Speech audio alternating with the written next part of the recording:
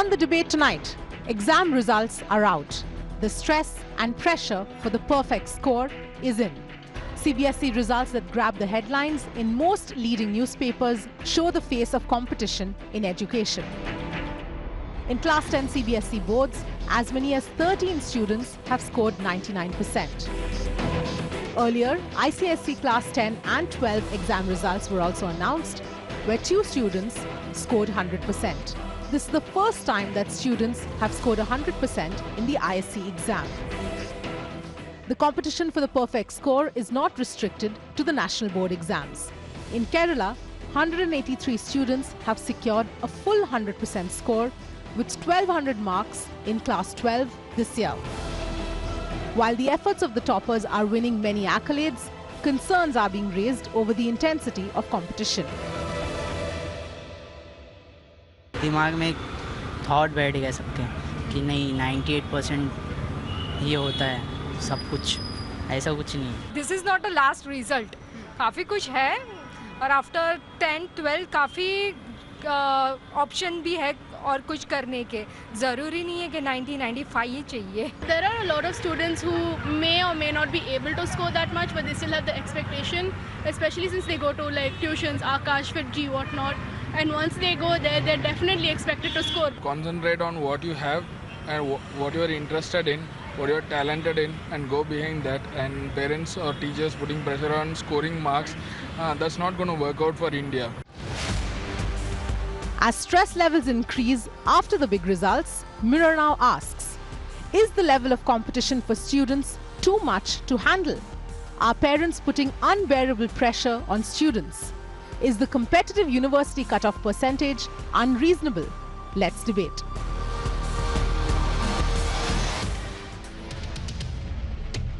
Well, if students are now scoring 100% and the average of the bell curve has moved in the 90%, 99.6% is not unreachable, does that put unrealistic pressure on our students? Is this a healthy environment? Is the question I want to ask. And while we're saying this, I do want to congratulate all of the toppers because obviously you worked very, very hard. The question is about the others. The large middle of the bell curve average student. Where does the average student go today when the acceptable average is 95%? On the show with me, Dr. Harish Shetty is a psychiatrist. Bara Raja is a child guidance counselor and special educator. Sujit Bhattacharya, beg your pardon, is an education expert and the chief innovation officer and past CEO of Indus Schools. Dr. Sameer Dalwai from the Indian Academy of Pediatrics. And Hare Ram Singh is a parent who will join us very shortly. You know, let me ask you this question, Ms. Raja. My parents will vouch for the fact that I don't know how 100% marks can be scored at all. And I want to understand now if there are children or there are students who actually scored 100%, which means they've scored 100 in every single paper, or they've got maximum marks in every single paper. How is that possible? How does that happen?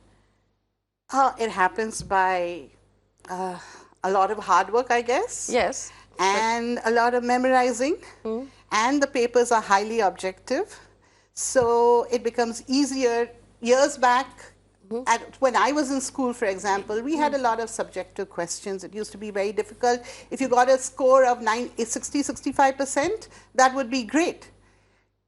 I mean, 80 was unheard of, and here we're talking about 100, and it's not just 100. There are places where they get more than 100% because they are awarded marks for father being a freedom fighter or some such category. But I hope, you know, if we're talking about 10th standard, you know, mathematics, they should know that it's impossible to give someone more than 100%. Yes. That doesn't make sense that's mathematically.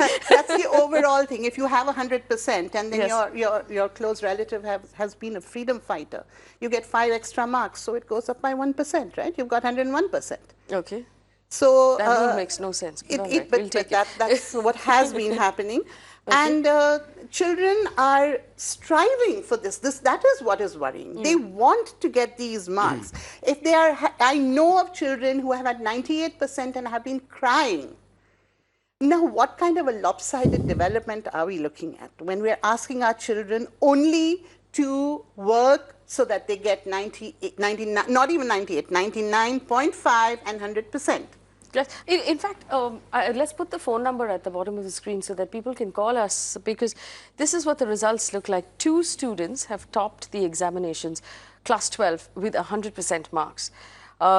Those getting 99.5%, which means they were only short of 0.5%, 7 students, 17 students, 99.25%, and 25 students, 99%. Dr. Dalwai? So all of us have been having a good laugh about it, I'm sure, but I hope somebody can see the irony. I'd like to congratulate everybody who got 100%, 99.99%, but I'd also specifically like to congratulate everybody who appeared for the exams. I think turning up on the morning of the exams and going down to write the paper is itself something worth congratulating, because that is what we want, and unfortunately what we are missing out is the joy is in the participation, not in the performance or the results. And what we need to encourage our young children to do is to enjoy the joy of participation, you know and what? not just performance. You know, and because the parent is not has not joined the conversation yet, so I will speak on behalf of the parent. Aap to doctor ban gaye. So it's very easy for you to now turn around and say for the joy of studying, but parents know that there are only a limited number of seats in colleges, and if they want their children to become doctors or engineers or whatever else they want to do, that they have to make the cutoff. Look at the cutoffs at all of the colleges. May I interrupt over here? You said if the parents want their children to be doctors or engineers, what we really need to be thinking about is what is it that the child wants to do? Rather than what the parent wants them to do. Okay, let's assume then, as a parent, I want to tell my child that, listen, unless you score, say, a 96%, it will become difficult for you to pick a college of your choice or a career of your choice, because then you'll be limited or you'll be held back by the marks you've scored. That's if you're looking at only medicine or engineering or some such subject. And but that's Xavier's Mumbai, have you seen the cutoff for Xavier's Mumbai? Stephens Delhi, this is not engineering or medicine. These are liberal arts and, you know, these economics.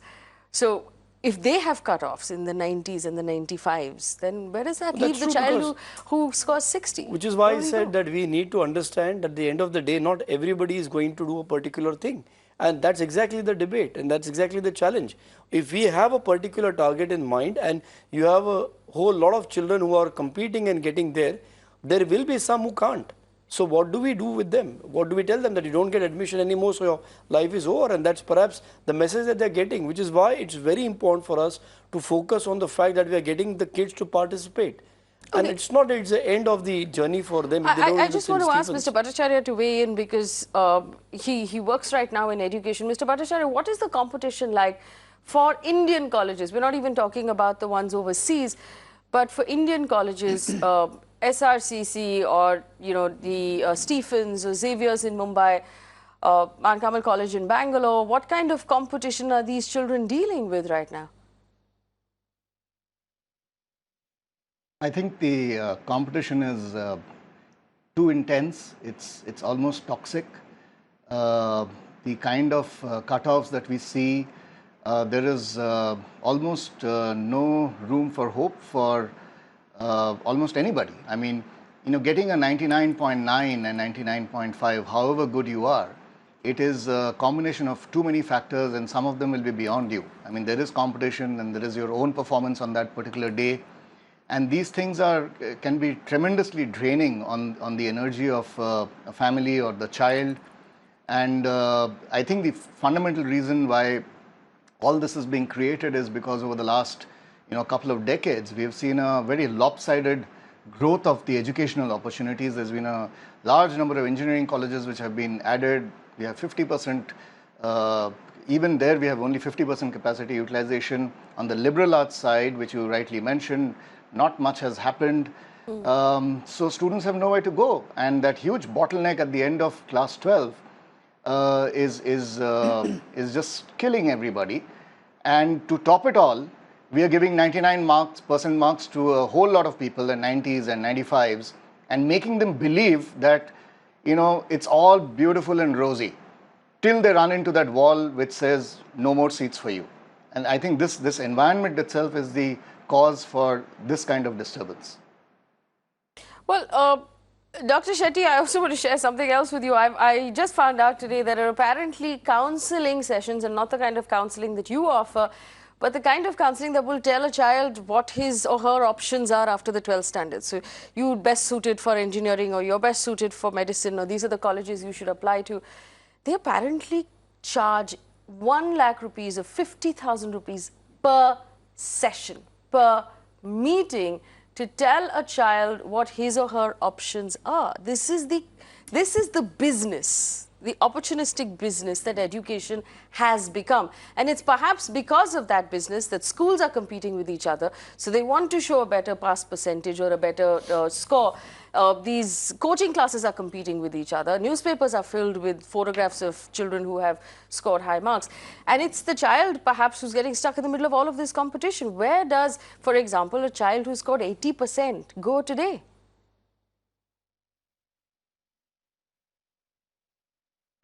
I think the boards are competing with each other. They want to show that their shirt is brighter than the other. That is number one, because the structure of the exams also defines how much marks you'll get. Number two is, it's important for all of us to understand that the state board is a rote-based exam. ICSE and CBSE are sophisticated rote. So these are not ability tracking exams. These are just rote exams, and these marks, if you get above 90, you are not a hero, and if you get under 80, you are not a zero. Apart from this, there are other issues.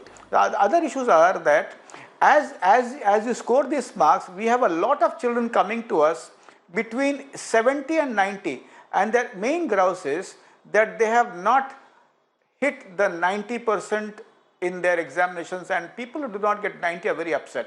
Now, those who have got 92 are very upset because they have not got 95. So the number of kids coming to us, counselors and psychiatrists, were between 70 to 80, and some kids who have been depressed even when they have got higher marks. But now we have a whole range of kids who come to us between 70 to 90. So the entire stress built by the media and the hype also, when they photograph all the toppers, and all the politicians also giving out the marks of their own kids, it has caused a lot of stress without them understanding that these are not ability tracking exams, these are rote exams, these are memory exams, and 10th CBSE, ICSE or SSE is a practice match.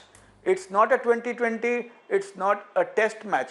All these boards, they do not track abilities, they just track the ability to memorize and reproduce at the appropriate time. So I tell all children that this is not a milestone, but a stone with many miles to go.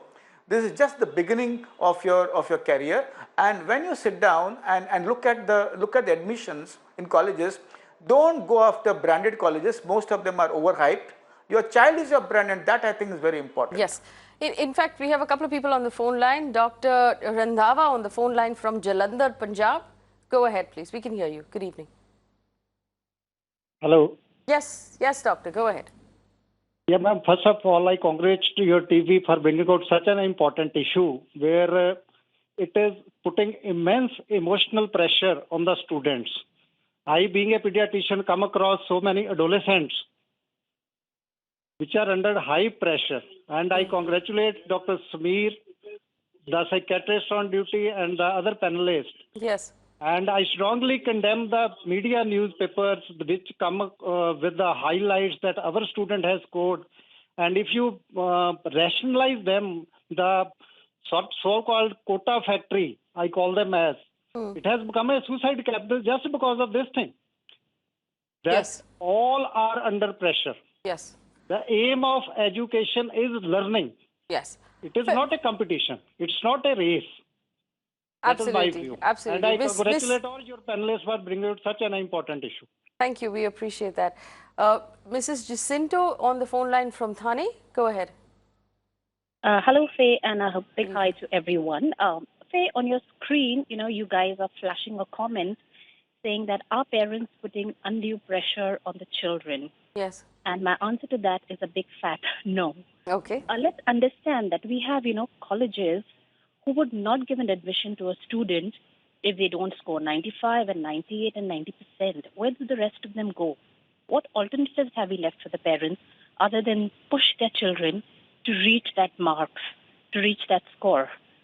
I think we need to get to the root of the problem. We need to go back to these educational institutions and ask them why every year the percentage goes higher and higher. What are they giving to these students? Are they giving them any life skills? We know of so many students, probably they're getting a 98 and a 100, but I really don't think they are prepared emotionally, and socially to face what they will have to, when they're left alone in life, probably in jobs and the things that Fair happen. enough. And let me, Mr. Sindhu, let me take that question to the panel. And this is a very fair question. This is a question that I asked as well. If, like you've advised and Dr. Shetty has advised, if we tell children, assume I'm a parent who tells a child to chill, don't worry. This is not so important. You are important. I don't want you to take too much stress. But at the end of the day, you do need admission in a college. Some college. You can't stop after the 12th. So, and if all the colleges have cutoffs of 95%, where do we go? See, that's very important because if you realize the number of children in schools per se has gone up. Overall, the number of children passing the exams have gone up. But have the universities and the further higher education, have the number kept pace with that? Do we have more number of medical colleges, engineering colleges?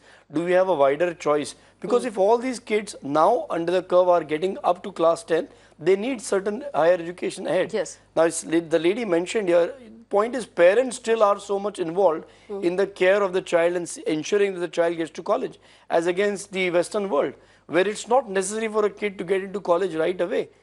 But if you see the entire situation here, social situation here, parents consider themselves responsible till the child gets out of post-graduation.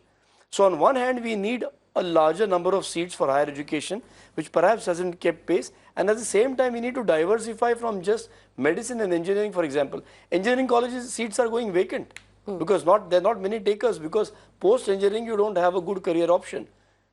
So we need to look at higher education with a completely new option so that children do have more seats to go for.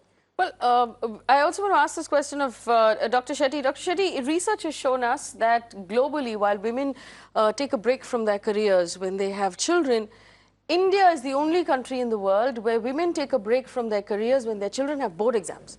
They actually quit their jobs for a year because they have a child who has a board exam coming up. I mean, imagine the pressure on that child if your mother has quit her job and she's going to stay home for a year just to monitor you. That must be so scary. I mean, this just gives us an example of how important we as families think these exams are and how much pressure we put on the children because of it, Dr. Shetty. I had a child today who felt very guilty and felt that he has betrayed his family because his father got a transfer back to Bombay with a lower salary, and his mother quit her job in a bank and stayed with him across the year, and he got between 85 and 88, and he was very upset. Now what is very important is every child gets admission after the 10th standard. He might not get admission to a college of his choice. I think that is important. There are many seats which go vacant in the 11th standard. Now Justice Sri Krishna once said that though the competition has increased, the cake of opportunity also has increased. The number of careers are so many. Yes. I had got a doctor who came to me with his wife, who is also a doctor, whose child wanted to become a DJ, and they were fighting hard to see to it that he takes medicine. He is doing successfully as of now. There are many young boys and girls who are taking so many other careers, and everybody is not interested in becoming a doctor or engineer. So if the parents are able to look at the wider landscape, their anxiety will go down and the child will be able to choose the right career. But every child after the 10th gets an admission in the 11th standard, and there's no need to travel 10 kilometers and 15 kilometers away from the house to really attend a college. Yes. Most of the branded colleges are overhyped colleges.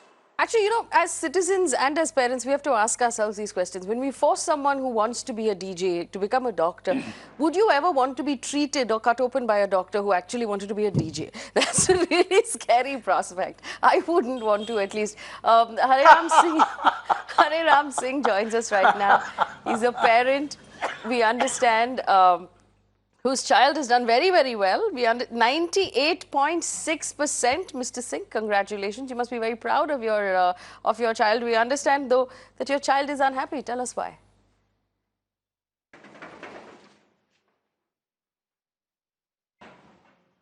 Are you asking me? Yes, yes, yes. Hello? Mr. Singh, can you hear me?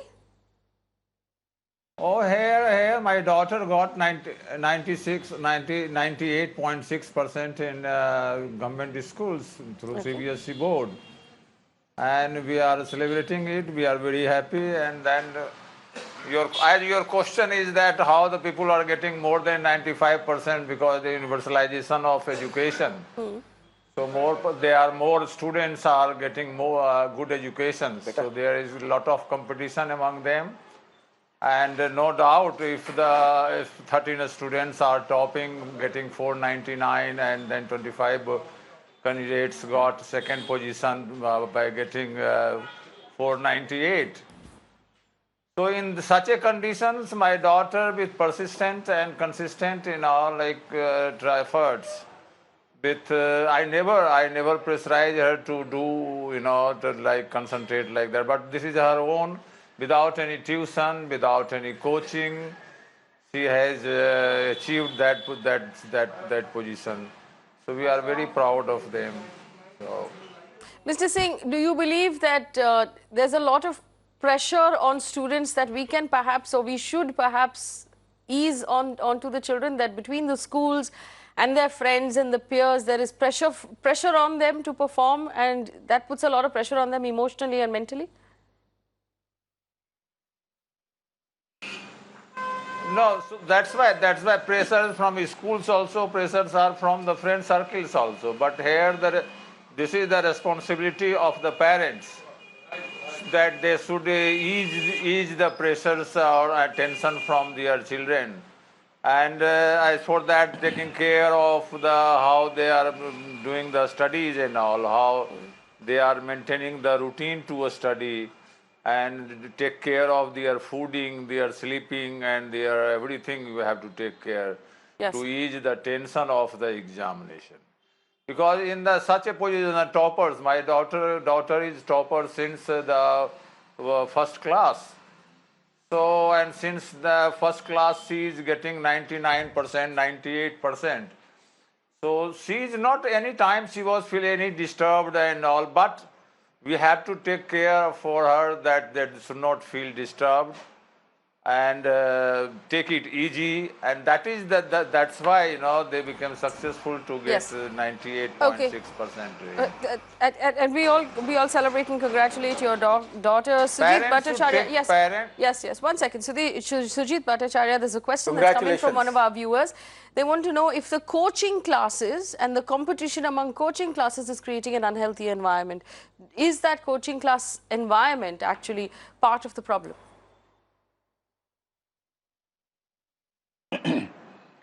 Actually, sometimes we need to understand the pressure. Yes, Mr. Bhattacharya, please go ahead. Yes. So, when we look at the pressure on the adolescent child, somebody who's in grade 10 or 11 or 12, we need to understand that the pressure is actually a combination of many factors. So, there is one which we have talked about, which is the lack of, sufficient amount of opportunities in many different directions. We don't have that in our country, and that is one big fundamental reason. The second thing is, of course, the influence that all of us as parents, as society, as media, as government, we put on the kids. And whether we like it or not, we do. I mean, as a parent, we have expectations of our children. And, I always say that we have almost an invisible contract, and only few parents are smart enough to actually discuss it out and to make their kids feel at home with, whatever conditions they have. But most of the parents derive social status from where the kids will go to in college, or they derive social prestige from how much they have scored. And all of these things percolate down to the student's mind. So the creation of the pressure is not merely, cannot merely be attributed to one entity or the other. It's a combination of all these factors. The coaching industry actually kind of benefits from this because parents are so desperate for performance that they even start coaching at the age of 3 or 4 or 5. You have to go to a play school nowadays to see how much competition there is even amongst the youngest kids and the youngest parents for them to perform. It is a race of performance. So what happens at the time of IIT or medical or MBA? I mean, this is just the culmination of this extremely unhealthy, competitive struggle which has been going on. And everybody wants to win. So, I will just not say that the coaching industry is responsible. It is the whole society. All of us are contributing to it. Dr. Dilba, I'll give you the last word. Advice for students today who haven't scored that 99, 96, 95%. It's very important for them to answer to themselves whether they feel they've put up a good effort. In whatever they could do, were they honest with their effort? Did they try their best? If they've tried their best, I think that's what they've done. They've come to the party, they've participated, and they may not have made that percentage today, but they're going ahead with a much stronger positive base than perhaps somebody who may have made it at that level and become a bit fragile in doing that. So my advice to somebody who's not made that 95% cutoff is, this is not even the final battle. You've just begun, and you've begun well. Dr. Shetty? Yeah, I think all the parents should throw a party for whatever marks they've got. When the parents are ashamed of the children's marks, the kids' self-esteem gets damaged and destroyed. If every parent throws a party for whatever marks he or she has got and announces his marks or her marks openly, the child understands that the parents accept them more than expecting marks from them. That is one of the most important things. Second is that it's important to understand that marks are important, and so help the children to score better in the next exam. We can't say chill better, marks are not important. Marks are important. But what is very important for the child is he believes that he is accepted more than what they expect. And that is the key entity. All right, we have to close this conversation, but I want to thank my panel for being so kind as to give us your time and all of your attention. In conclusion, I would simply like to say this to the young people who are watching. Speak to the grown-ups around you. You'll see that everyone's had a different route to where they are today. Some people did well in their board exams and some didn't. Some people got into good colleges and some didn't. And somehow life evens that out. So if you feel that you haven't scored really well, and I know that's important to get into a good college, go to your second choice or your third choice, or maybe even your fourth choice. 2 years down the line, 3 years down the line, you'll get an opportunity to improve that and maybe transfer to a different college. 5 years down the line, when you hit the workforce, you'll see yourself competing shoulder to shoulder along with the guys who got into the best college. Then you can show them. Life will give you many, many opportunities. This is not your only opportunity. This was not your only chance. This is just one step. And you'll crisscross and find many twists and turns. Don't lose heart. This is just the beginning.